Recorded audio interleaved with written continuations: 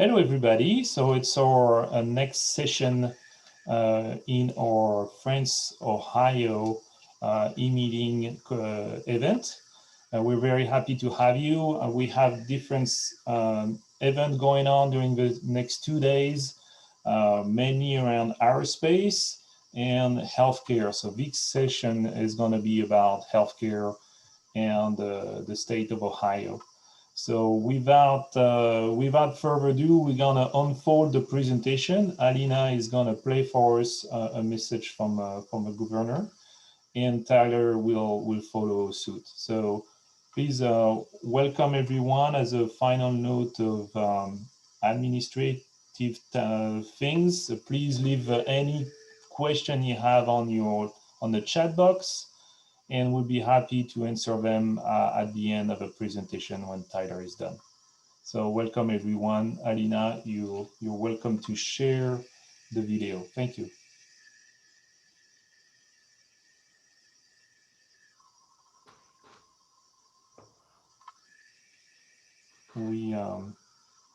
We see your screen, Alina. We do not, the presentation is not on yet.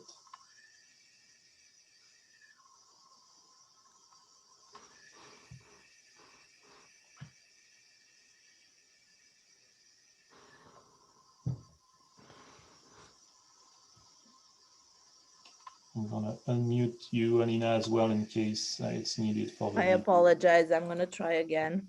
No worry, no worry.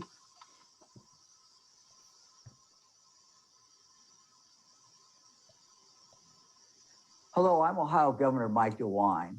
Ohio is a hub of healthcare innovation that's responsible for life-changing discoveries. And it's a growing field here full of great opportunity. We are proud that Ohio is home to 14 nationally ranked hospitals. Cleveland Clinic is ranked as the second best hospital in the nation. Cincinnati Children's and Nationwide Children's are both ranked in the top 8 best pediatric hospitals. This past year, we announced 3 innovation districts: Cincinnati, Cleveland, and Columbus. These districts will build on our strengths, bringing together our talents.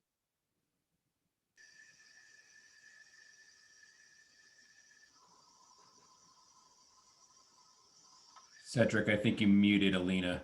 Oh, I apologize. Solutions. Advancing those ideas into the commercial market will help improve the lives of patients. We want those researchers to create, develop, and share their ideas with the world from right here in Ohio. In addition, these innovation districts, through their university partnerships, will bolster the state's STEM talent pipeline. We are very focused on developing and graduating the workforce needed for the future in areas such as science, technology, and engineering. We know how important this element is to the success of our vision for healthcare in Ohio.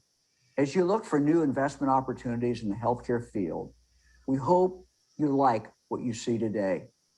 I, along with my friends at Jobsohio, look forward to the opportunity to partner with you. Thank you, Alina. Appreciate it. I think what I'm going to do, is that possible? Maybe I can share the link as we may share the slides. Maybe there's the ability to share the link of a video so everybody can enjoy it afterward. Sure. Thank you. Tyler, it's all yours. Great. Good morning, Cedric. Is the presentation showing? We're good. I think now you're going to switch on full screen. We're actually seeing both your screens. Okay, maybe. Yeah, you can just leave it on not presenter. There you go. You got it. Better? Super. Good? Yeah, go ahead. Great. Fantastic. Good morning, Cedric. Thank you so much for having Jobsohio as an organization to present. Privileged to have the audience, and also for our healthcare vertical. My managing director, Sevi Craner, was unable to join this morning, so I'm happy to fill in for her and give a presentation on the exciting things that we're up to. Laurent, please pause me at any time throughout this. I've probably got 10 minutes or so of material, but if anything jumps out of interest or something you'd like me to dive into a bit deeper, no worries to jump in. Sure, I will. Don't worry. That's okay. Perfect.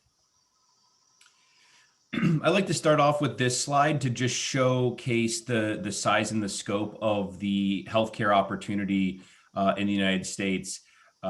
It's quite possibly been the best investment across the last 60 plus years in the country. You can see by the annual growth rate, and these numbers are even a touch dated thanks to spending, unfortunately over the course of the pandemic, we're over $4 trillion of healthcare spend, again, over the last 50 plus years. So, companies in France and Europe considering moving into the market, I think it's, important to keep that, kind of total addressable market in mind, because it's a huge opportunity.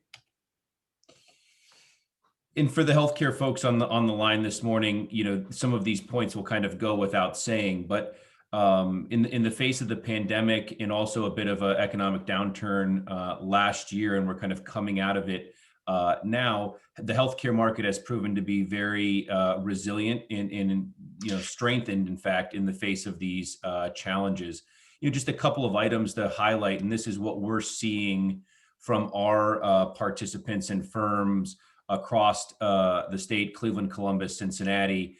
Thanks to advancements on the biotech side, the focus on COVID-19 vaccine race, we're seeing a lot of interest in biotech and biotech manufacturing. Same thing on the telehealth slide, right? I mean, I think any number of executives have commented on, whether we've seen, 3 years of digital acceleration over the course of 1 or 5 years of digital acceleration. We had hospital systems go from 5 or 10% of telehealth visits before the pandemic to upwards of 85-90% of the visits were telehealth for the bulk of 2020 and into 21. Obviously, that number is going to come down, but maybe it settles out at 45 or 50%. So I think that's pretty exciting for folks in the digital space. Last bullet, might be most of interest to international firms is just the renewed priority on onshoring and reshoring. I think the pandemic highlighted a lot of fragility and fractures in supply chain, both for pharma and medical device. And as the new White House administration kind of gets settled in, that continues to be a priority to bring some of that home. So Jobsohio and the state have been kind of keeping our eyes and ears open for opportunities to bring some of that back to Ohio, which is exciting. The thrust of our conversation this morning that, kind of Cedric and Alina asked me to touch upon are the innovation districts that our governor so eloquently detailed in the opening video, which was fantastic. And, the innovation district program was really born out of our lieutenant governor kind of putting forth a mandate and a goal for Ohio to be the most innovative entrepreneurial state in the Midwest. And kind of the two buckets that falls into are life sciences and technology. And today I'll focus my comments on the life sciences piece and how these investments are driving what we think to be a really bright future for Ohio. Here you can see just the depth of the investment and what we're driving at with these investments across the state. Cleveland, Columbus, and Cincinnati are our 3 healthcare innovation hubs. Each of these cities is anchored by truly world-class research institutions, the talent that they're producing, and then also the IP and R&D that's being developed, in partnership with them. We circled up these 3 geographies, and you can see the total investment is probably just shy of $10 billion. And we're hoping to leverage that into, STEM talent moving forward, spin outs from those anchor institutions, and using this investment as a magnet for additional corporate growth. This is a model. Maybe I should just touch upon this a little bit more thoroughly here. This is a model that the innovation districts that's been borne out and proven across other hubs. Austin, Texas has used this, Mayo Clinic in Minneapolis, a number of other cities across the country. St. Louis has a tech-centric innovation district. So we really kind of pulled best and brightest models and ideas from across the country and are applying them here to our champions. Just spend 1 minute kind of digging into one of our recent announcements, and it's the one that I'm closest to here being in Cleveland, and just give me kind of a sense of size and scope of the investment, really, and truly kind of first in class, what we think is first in class innovation district model.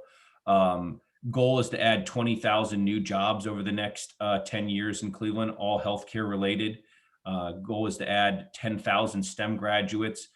We really see this as twofold, right? On the graduate front, one, we've got to supply the corporates that we already have present, and hopefully, companies that we're attracting, and we've also got to, spin out new companies that need talent. So that's first and foremost. And then lastly, on the research, the Cleveland Clinic, which is the #2 hospital system in the country, is the lead on this innovation district in Cleveland, and they have committed to doubling their research output over the next 10 years, which is just monumental. And they've also committed to 7,500 new industry jobs in and around their campus, which is going to be transformational. And, we can spend a few minutes at the end of the slides talking about how, companies can pair up with that. Yeah, exactly, Tyler, is what I wanted to ask you, how you manage that. So yeah, and maybe Laurent, it's a good pause point here. So thank you. I think one of the roles that my team and Alina's team play is that interface between international companies that would like to connect and partner with folks like the Cleveland Clinic or University Hospitals or Ohio State. And what we do is we can often kind of, guarantee, that we'll pass the information along. We can't guarantee opportunity, but the easiest way to do that is, getting us an intro slide deck, getting us a one-pager, scheduling a quick call with us. And, at the end of the slide, we've got some more metrics that I think will dig into that a little bit further. Yeah, exactly. Because I think people can be interested by real estate possibility, this kind of stuff, and maybe some help in terms of money, in terms of jobs. In terms of talent pool is of course very, very important in this area. So that could be a good idea to talk about that later on. Absolutely. And Laurent, thank you for mentioning the real estate piece. I know, congratulations to you. You guys are just kicking off your new home with Accelerator and Wet Lab Space. And, admittedly, Ohio's been a touch behind on those types of projects. And part of this innovation district investment is to scale up that shared wet lab space capability, the shared technology development centers, kind of that collaborative space that mixes corporates with startups, with universities and hospitals. So each of these districts has funding for at least one spec building, similar to what is behind you on your background. And we're expecting to have those up and ready for folks to move into here over the next couple of years. And it's absolutely critical to the the infrastructure and the effort. Okay. Won't spend too much time here, just kind of digging into what we think are our world-class healthcare brands. And they truly are. Spent time with the Cleveland Clinic already.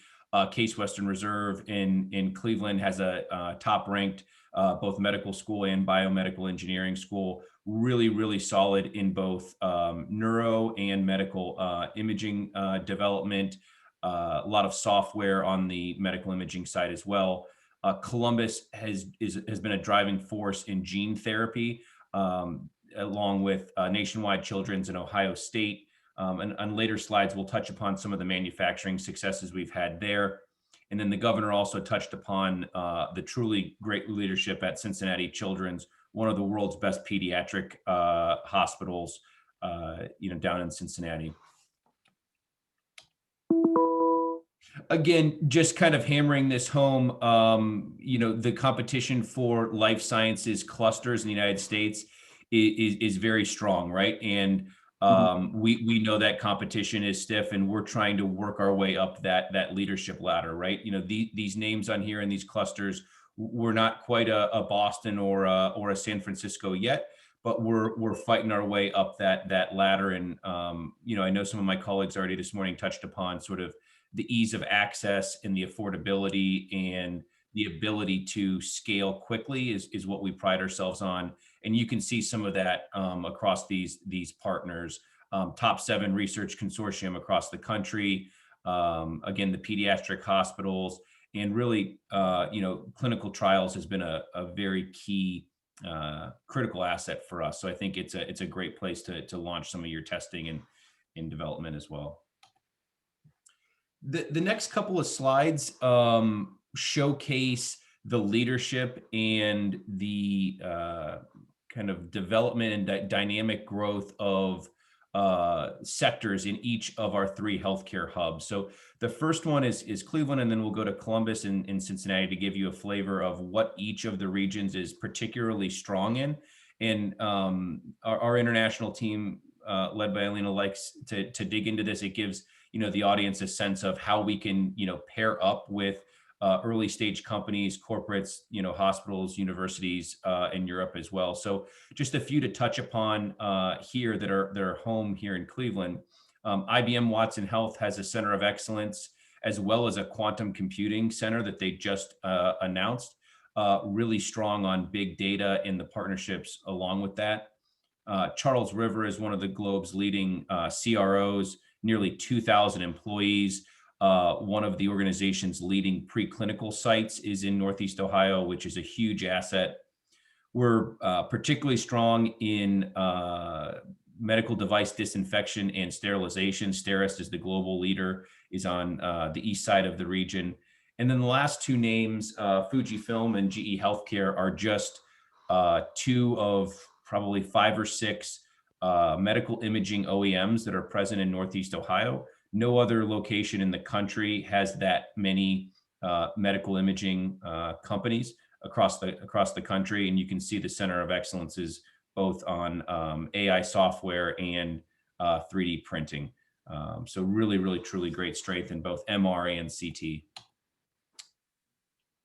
Moving south to Columbus, again, you can see some themes here in what we're trying to, you know, leverage and build around here in Columbus. Nationwide Children's has realized, and again, that number's a bit dated, well over $10 billion of additional investment in gene therapy startups since they got after it. So it's a national leader there. Mm-hmm. One of their biggest successes is Andelin Biosciences, which is scaling up a commercial gene therapy manufacturing center. And they just last month announced a strategic investment from Danaher Health, which is really validating. And then lastly, on the gene therapy piece, Sarepta Therapeutics is now housing nearly all of its R&D and R&D leadership in Columbus, and they continue to grow. They'll be, you know, upwards of 200 employees in Columbus over the coming years. You know, a couple others to hit on. Cardinal Health obviously is a global leader, along with McKesson. 3/4 of the pharma distribution in the country runs through these firms in Columbus, so particularly good strength in healthcare distribution. And then the state's you know, best startup story right now is all of healthcare, which is you know, driving savings and growth on AI and machine learning in healthcare. It's a unicorn that's been doing really, really great things. They're up over 700 employees nationwide, so truly great success there as well. And then lastly, as we kind of wrap up this regional look at our healthcare assets with a focus on Cincinnati, again, you can see some themes here, and we're kind of bringing in now the big pharma pieces of this, both in Cincinnati and in Dayton. The AstraZeneca site in Cincinnati is responsible for manufacturing some of the company's COVID-19 capacity, which we were really happy to win that work, and shows the leadership and the expertise at that institution. Alkermes is a global leader in generics manufacturing and development. And then you can see some other, you know, corporates here that are doing really great work. Thermo Fisher, pharma biotech supply site. And then MedPace is the state's largest and most premier clinical research organization, manages thousands of clinical trials annually, and is a great referral if there's anyone on the call today that is, kind of looking for a medical device CRO recommendation. That's where we always start. That's our kind of preferred partner there. In the last couple of slides here, are kind of what I describe as, classic economic development slides, but they really ring true in healthcare for Ohio. And, we showcased Cleveland here because we just, had a pitch for a project, and Cleveland was the location selected. But these data apply for both Columbus and Cincinnati as well. And when we're competing for biomanufacturing projects or medical device projects, lab build out, R&D spend, even on the digital front, I think these are applicable. You can see where the real savings are in locating in Cleveland and in Columbus and Cincinnati. The real estate costs are significantly less. The availability and the cost of talent in Ohio is significantly less, as well as the tax burden and the operating, overhead. So we're always happy to compete against these other regions for RFPs or projects. So, given the opportunity, we think we stack up really well from a, kind of business accounting standpoint, which, is not always the ultimate factor in these things. Typically we win projects because companies want to be near our world-class healthcare institutions and universities and the talent, but it's a nice finger on the scale when you dig into the business case. Same thing can be said for the accessibility of Ohio. Nearly every Ohio or Jobs Ohio slide deck has some version of this slide, but I think it's become more important and valuable throughout the pandemic, and as we come out of the pandemic with security of supply chain and ability to reach customers.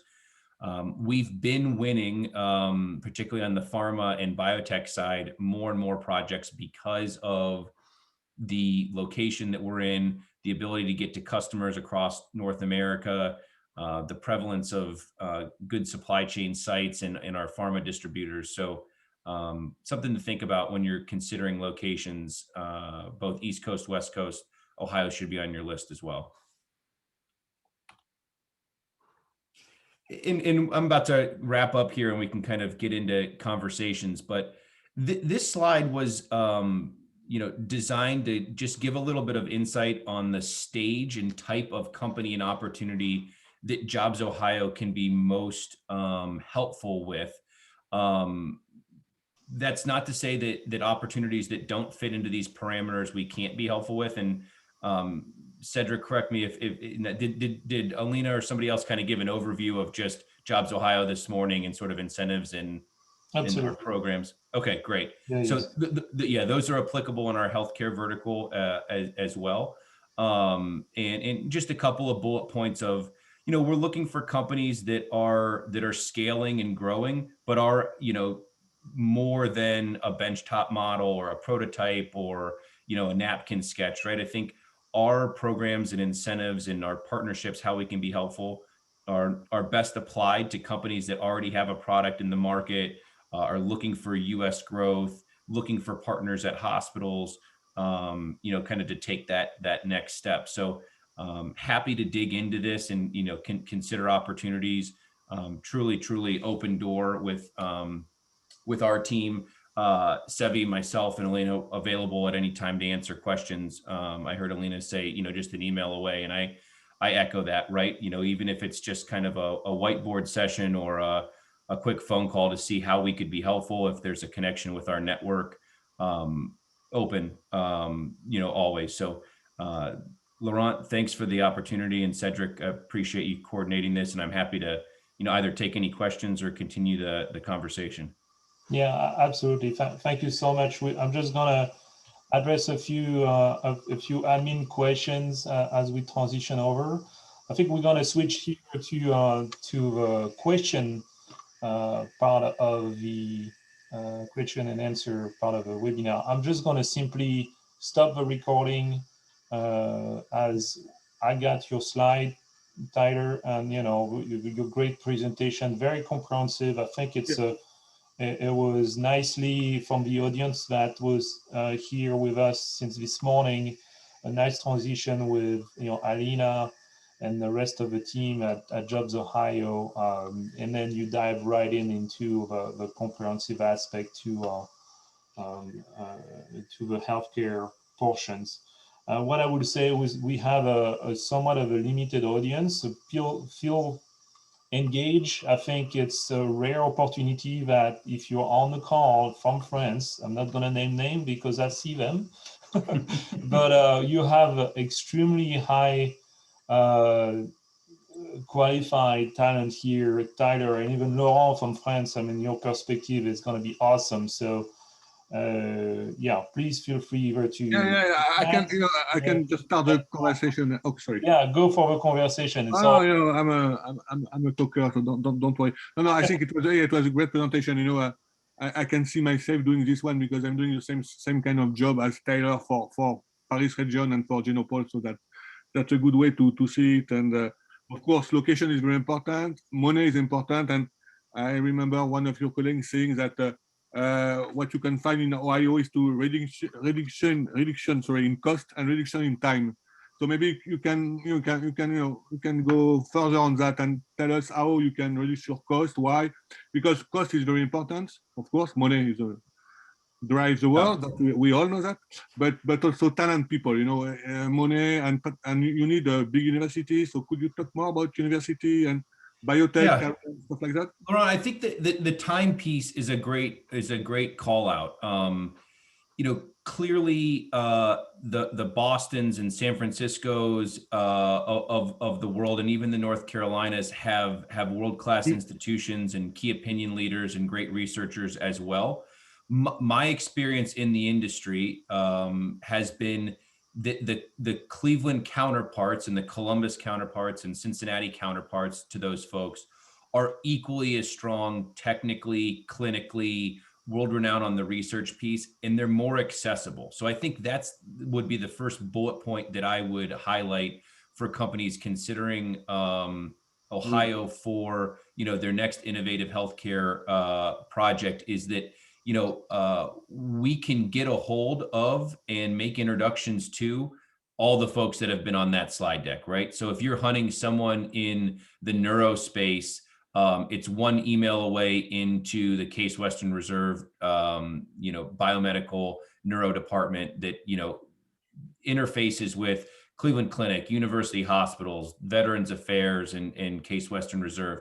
And I think our path to that type of dialogue is faster, where you might be working months on something like that to get into a dialogue at UCLA or Boston University or Harvard or something like that. That is, that's a matter of days for our team. And I think that's something we pride ourselves on and try to be really effective and efficient for international companies.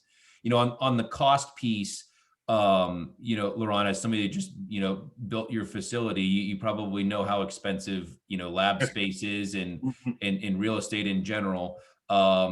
The lab space in the Boston area, if you can even get it, right, which is a challenge in and of itself, tends to be 3 to 5 times more what you would pay in one of our Ohio cities, right? And that's not to say that there's not, plenty of advantages to being on the East Coast, right? I'm not trying to downplay, those healthcare hubs are world-class and they're leaders for very good reasons. But, I think some of the market is coming around to, particularly when people are working virtually more and more, is that there's a lot of advantages to, hey, maybe we don't need as much real estate. Maybe we need just a lab that folks can come to, once a week, once a month, once a quarter.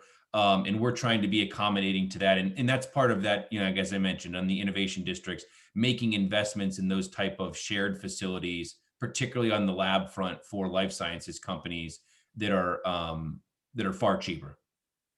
No, no, I think you're right. Now with all this COVID stuff, with the virtually speaking and working, it's very important.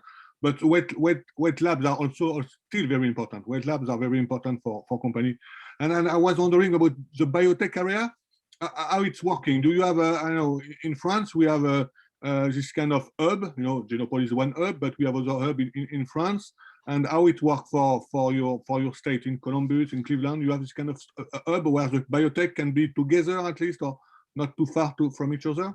Yes, exactly. I would describe it as still early stage, but it's growing rapidly. I highlighted a couple of our recent winners. A couple of more to mention in the Cleveland area. We just had a great success with a cell therapy company called Aeronautics-Space-Defense.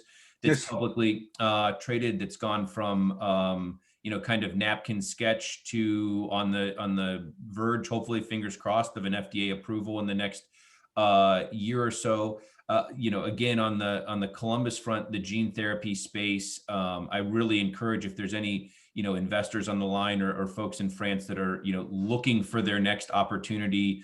Nationwide Children's hosts investor days. They're very open and willing to review their portfolio with entrepreneurs and companies, and vice versa, right? So that's one to keep in mind and that's Nationwide, again, is primarily gene therapy. And in Cincinnati, where the leadership has been on pharma manufacturing and the process development and the talent. And to your point, Laurent, all three are fairly closely co-located and densely populated together. So we're trying to encourage that more and more. It's not it's not a biolabs yet where it's sort of one stop, right? You gotta make a couple of stops in the travel around Ohio, but it's heading in that direction, and that's part of the goal. Okay. No, it's very good because, in fact, as you know, Genopole, we are also very focused on gene therapy and hyposchizia. In fact, one of my CDMOs that we have in Genopole are linked to Sarepta. So that's a very good point. Perfect. Okay. No, that's great. I think it's and what about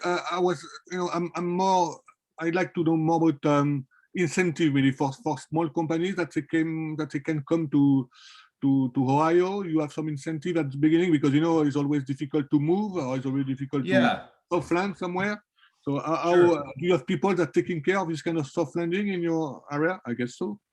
Yeah, exactly. And the incentive conversation continues to run through Alina at a top level, and her colleague Justin Kocher for international firms, and I get pulled in when it's healthcare specific.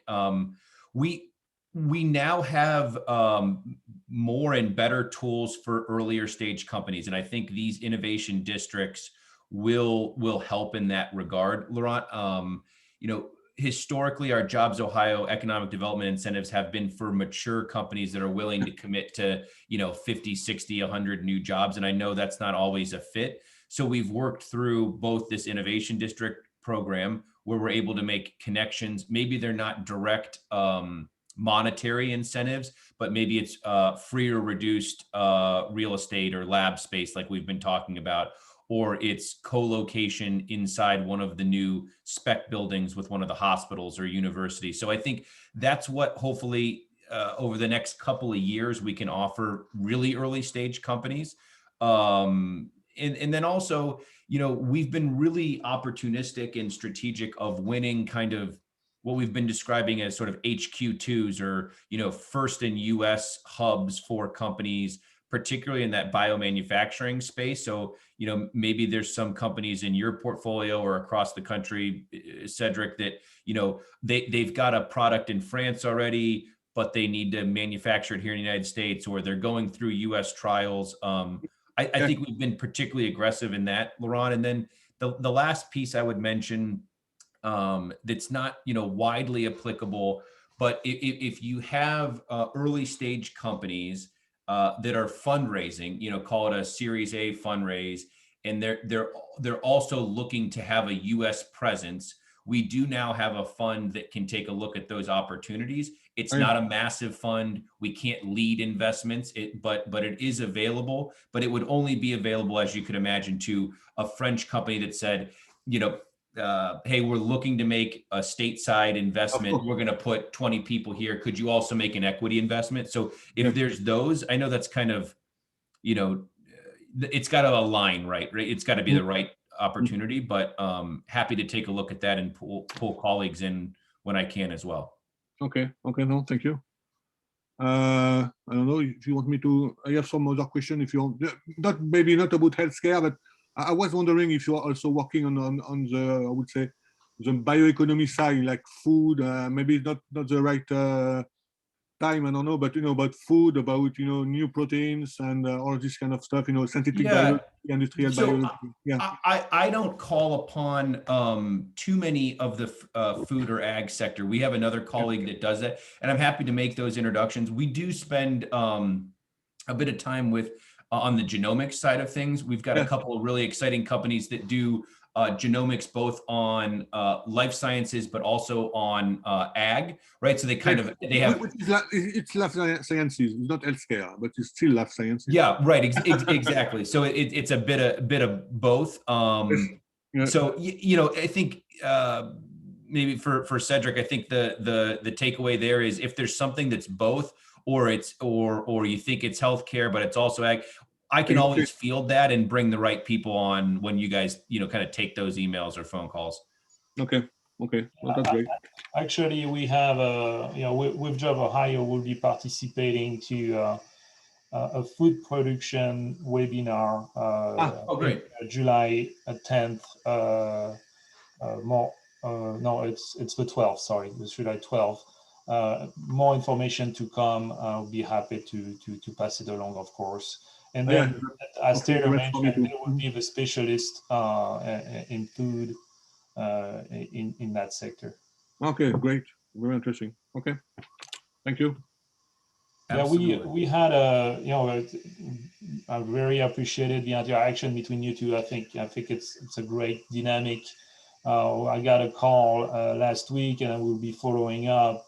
French entrepreneur looking to enter the market that has a product, but need those testing. You need to have trial and seeing in your slide and during your conversation that you have this capability of introducing a company to those great institute that will allow to test and try either a new medicine, a new medical device, or what have you. I think it's a fantastic platform and opportunity.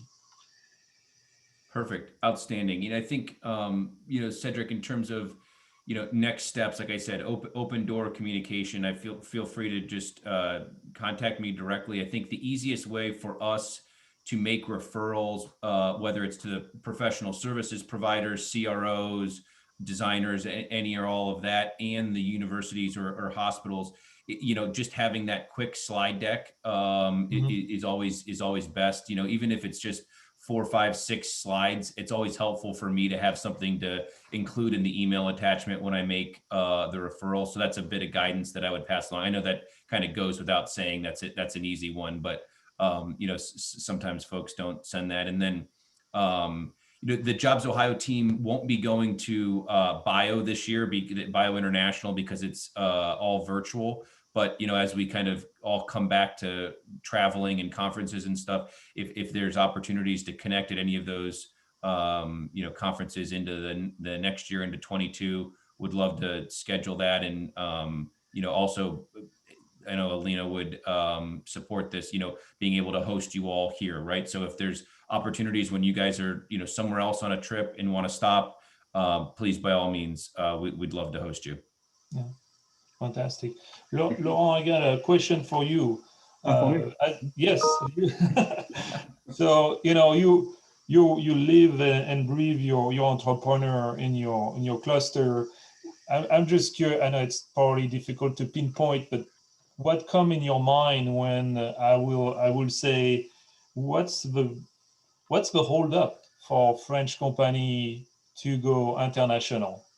Well, what are they like? What's their worry that because I think it's pretty obvious the market potential in the United States in general and with Ohio. So what's that hold them up?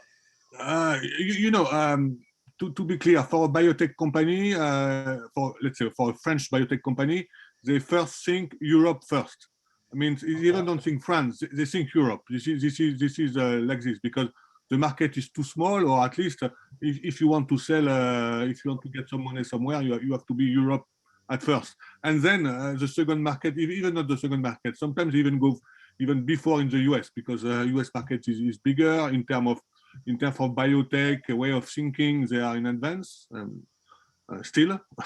We are working on that, but still US have a lot of innovation. So the market is there. And then, of course, we can talk about, the healthcare system in the US compared to Europe. It's also a big challenge because it's different, social security in France or in Germany and stuff like that. So the price of drugs are maybe more expensive in Europe than compared to US finally. So you have advantages to go directly to US, and of course the market is bigger. So for that it's important. And after, when they want to go to US or to North America, because sometimes it can be also Canada. Canada can be a kind of competition for US and for Ohio for French company because of French-speaking people, which could be an option.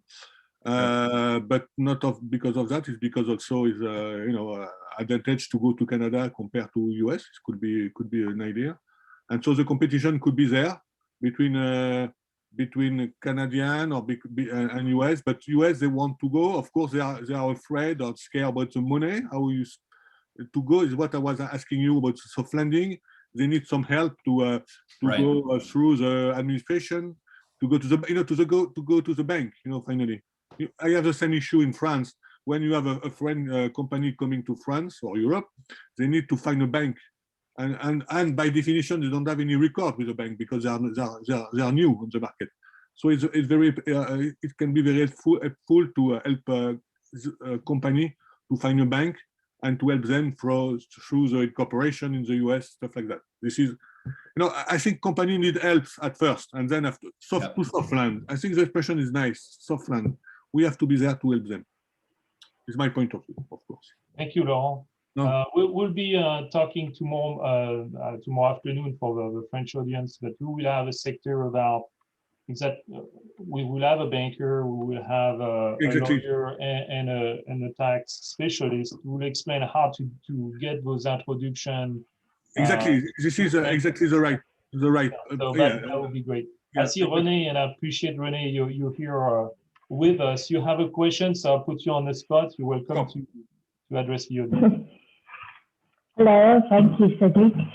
So I'm also on this side of the ocean, Laurent. I'm in Strasbourg in Alsace, as you see from my picture. It's the beautiful vineyards. And I am working with companies actually that do want to go to the US. And I'm wondering from your side, do they know about this chèque relance export that is available for them to go and look at the export market? Are your companies familiar with that possibility? The chèque relance export. Yeah, tell me, I didn't hear you very well, in fact, to be clear. Yeah, the sound is a bit muffled. Apologize for the system. Laurent, there's a French, France Relance package. Yes. That can help company, and there's also BPI France that can finance the exporting and also doing FDI now. Are they aware of that type of information, or? Yeah. No, René, that's of course a good question. Of course, they are aware of that. I mean, of course, we are taking care. I'm belonging to what we call a non-for-profit organization.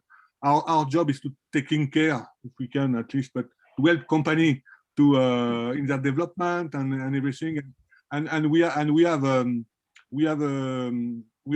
organized a team of people taking care of that to inform our company about all this this relance, plan de relance, French plan relance. I don't know how to say that in English, but no, they are aware of that, of course, and especially at Genopole, I'm in charge of international development. I'm very focused on that. No, that's a good way. And I guess a follow-up question. I'm guessing from René and for myself too. Are we taking advantage of this? Is that an interesting? It's also I think currently, because the sky is still closed. I'm